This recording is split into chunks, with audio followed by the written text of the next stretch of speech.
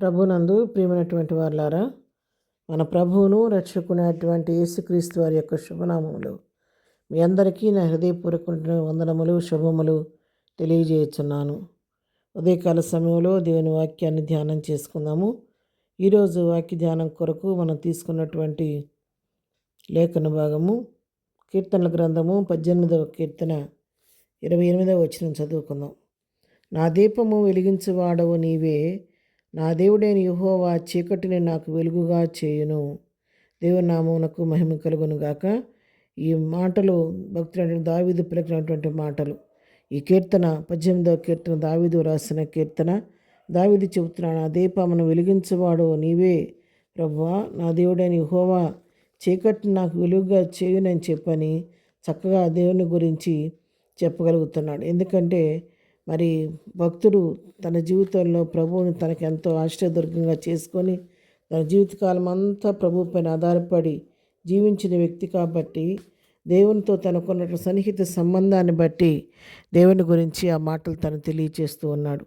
132వ కీర్తన 17వ వచనం మనం చదువుకుంటే, అక్కడ దావీదు నాకు కొమ్ము మొలవజేసేదను, నా అభిషిక్తుని కొరకు నేను అచ్చట ఒక దీపము సిద్ధపరిచి ఉన్నాను. దావీదుని గురించి ప్రభు చెప్తున్న మాటలు ఇవి. అక్కడ దావీదు నాకు ఒక కొమ్ము మొలవ చేస్తాను, నేను నా అభిషిక్తులైనటువంటి దావీదుకు నేను అసలు ఒక దీపాన్ని సిద్ధపరుస్తాను అని చెప్పని ఇక్కడ ప్రభు సెలవిస్తున్నాడు. అవును ప్రియులారా, దావీదుని గురించి చెప్పబడిన మాటలు ఇవి. దావీదు నా దీపాన్ని వెలిగించునని చెప్పి భక్తులు చెప్పినట్టుగా దావీదును ఒక దేవుడు ఒక దీపంలాగా ఏర్పరచుకొని తన మహిమ కొరకు వెలుగుమయంగా వాడుకున్నాడు. ఎందుకు ఆయన వెలిగించగలిగాడు అని చెప్పేంత స్పష్టంగా ఎందుకు చెప్పగలుగుతున్నాడు? దీపాన్ని వెలిగించేవాడు ఆయనే అని గమనించినట్లయితే కీర్తన గ్రంథం 27వ కీర్తన 1వ వచనం చదువుకుంటే, యెహోవా నాకు వెలుగును రక్షణయై ఉన్నాడు, నేను ఎవరికి భయపడదును, యెహోవా నా ప్రాణదుర్గము ఎవరికి వెరుతును. ఇవి కూడా దావీదు పలికిన మాటలే. యెహోవా నాకు వెలుగు, నాకు రక్షణయై ఉన్నాడు కాబట్టి నేను ఎవరికి భయపడను, నాకు యెహోవా నా ప్రాణదుర్గం కాబట్టి నేను ఎవరికి భయపడను అని చెప్పేసి ధైర్యంగా ఇక్కడ మరి భక్తులైనటువంటి దావీదు చెప్తున్నట్టుగా మనం చూస్తూ ఉన్నాం అన్నమాట. దేవుడు బిడ్డలను ఎప్పుడు కూడా ఆయన విడిచిపెట్టే దేవుడు కాదు. తన యొద్దకు వచ్చి వారిని ఎంత మాత్రం కూడా ఆయన త్రోసివేసే దేవుడు కాదనమాట. మరి దావీదు అంత స్పష్టంగా చక్కగా చెప్పగలుగుతున్నాడు, నా జీవితంలో నా ప్రభు నాకు తోడుగా ఉన్నాడు కాబట్టి ఆయన దీపాన్ని వెలిగించేవాడు, నా జీవితం అంతా వెలుగుమయంగా చేయుటకు శక్తి కలిగినటువంటి వాడని చెప్తున్నాడు. ఎవరికి వెలుగు ఉదయిస్తుంది, ఎవరికి వెలుగు కలుగుద్ది అని చెప్పి మనం గమనించినట్లయితే కీర్తన గ్రంథం 112వ కీర్తన 4వ వచనం మనం చదువుకుంటే, యథార్థవంతులకు చీకట్లో వెలుగు పుట్టును, వారు కటాక్షమును వాత్సల్యతయు నీతియు గలవారు. ఎవరికి వెలుగు కలుగుద్ది అంటే యథార్థవంతులకు చీకటిలో కూడా వెలుగు కలుగుద్ది అంట. మరి వారి కటాక్షము వాత్సల్యత నీతి కలిగిన మనుషులు కాబట్టి యథార్థ హృదయులకు చీకట్లో కూడా వెలుగు కలుగుద్ది. అవును, దావీదు దేవుని దృష్టికి యథార్థంగా జీవించాడు. ఒక బెత్షెబా విషయంలో తప్ప దావీదు విషయంలో ఏ లోపం లేనివాడుగా జీవించాడు. అందుకే ప్రభు దావీదుని గురించి అపోస్తుల కార్యంలో 11:22లో చెప్తున్నాడు, అది నేను ఏర్పరచుకోవటంటే మరి నా హృదయానుసారుడైన మనుష్యుడు అని చెప్పని దావీదుని గురించి దేవుడు మంచి సాక్ష్యం ఇస్తున్నాడు. దావీదు తన హృదయానుసారుడు అని చెప్పి దేవుడే సాక్ష్యం ఇచ్చాడు కాబట్టి దేవుడు కోరుకున్న వ్యక్తిగా దేవునికి ఇష్టమైన రీతిలో తన జీవితాన్ని దావీదు గడిపిన దాన్ని బట్టి దావీదు దేవునికి ఇష్టడుగా ఉన్నాడు. అందుకే ఆయన తన దీపాన్ని వెలిగించడానికి ఎప్పుడు కూడా ఇష్టపడుతూ ఉన్నాడు అనమాట.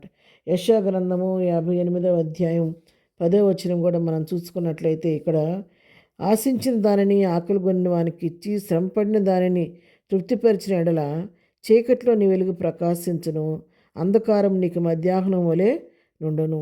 మన వెలుగు ప్రకాశించాలంటే చీకట్లో కూడా మన వెలుగు ప్రకాశించాలంటే ఏం చేయాలి? ఇక్కడ వాక్యం సెలవిస్తుంది, ఆశించిన దానిని ఆకలి కొనిన వానికి ఇచ్చి శ్రమపడిన వారిని తృప్తిపరిచాను. అంటే ఆకలి కొన్న వారికి కొంచెం ఆహారం ఇచ్చి శ్రమలో ఉన్న వారిని మనం ఆదుకుంటూ ఉంటూ దేవుని బిడ్డలు తగినట్టుగా మరి ఇక పై కొన్ని విషయాలు నాకు చెప్పారనమాట.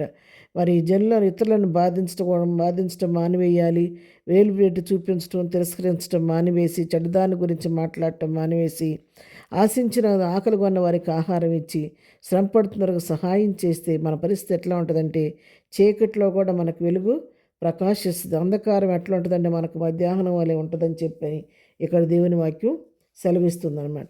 కాబట్టి దావీదు దేవుని హృదయానుసరుడుగా జీవించినందువలన తన జీవితంలో మంచి మేలు పొందుకున్నాడు. ఆశీర్వాదాన్ని పొందుకున్నట్టుగా మనం చూస్తున్నాం. మీకా గ్రంథం మరి 7వ అధ్యాయం 8వ వచనం చదువుకుంటే, నా శత్రువా నా మీద అతిశయింపవద్దు, నేను క్రింద పడినను తిరిగి లేతును, నేను అంధకారం మందు కూర్చున్నాను, యెహోవా నాకు వెలుగుగా నుండును అని మరి భక్తుడు అంటాడు. మీకా సెలవిస్తున్నాడు ఇక్కడ. నా శత్రువా నీవు నా మీద అతిశయించొద్దు, నేను కింద పడినప్పటికీ నేను మళ్ళా లేస్తాను, నేను అంధకారం మందు కూర్చున్నా కూడా యెహోవా నాకు వెలుగుగా ఉంటాడని చెప్పని ప్రవక్త అని మీకా ఇక్కడ తెలియచేస్తూ ఉన్నాడు. కాబట్టి ఆయన తన బిడ్డలను ఎప్పుడు విడిచిపెట్టే దేవుడు కాదు. మనం ఎంతగా దేవునితో సన్నిహిత సంబంధం కలిగి ఉంటామో అంతగా ఆయన మనకు తోడుగా ఉండి మన దీపాన్ని వెలిగించి చీకట్లో కూడా వెలుగు కలుగు చేసి అంధకారంలో కూడా మధ్యాహ్నం వెలుగు పుట్టించి మన చేయి పట్టుకొని మనతో కూడా నడిపించే దేవుడై ఉన్నాడు. యోహాను సువార్త 8వ అధ్యాయం 12వ వచనం కూడా చదువుకుంటే, మరలా యేసు నేను లోకమునకు వెలుగును, నన్ను వెంబడించేవాడు చీకట్లో నడువక జీవపు వెలిగి కలిగి ఉండునని వారితో చెప్పాను. చూసారా, ఇదండి సూత్రం. నేను లోకానికి వెలుగును. ఎవరు? ప్రభువే చెప్తున్న మాటలు ఇవి.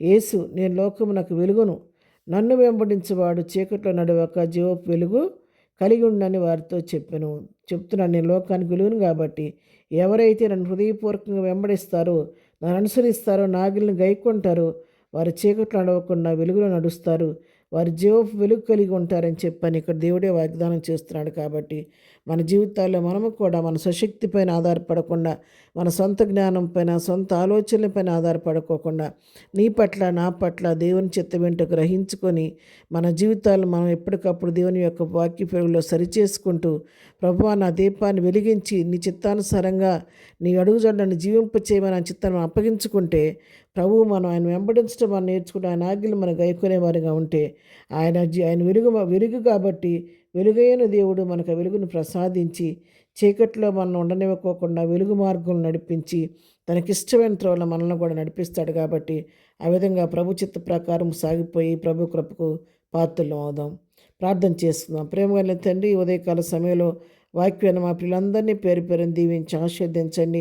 మేమందరం కూడా ప్రభువాన్ని వెంబడిస్తూ నీ ఆజ్ఞలు గైకొంటూ నీ వెలుగు మార్గంలో జీవించే కృప మాకు దయచండి. మా అందరి దీపాలను వెలిగించండి.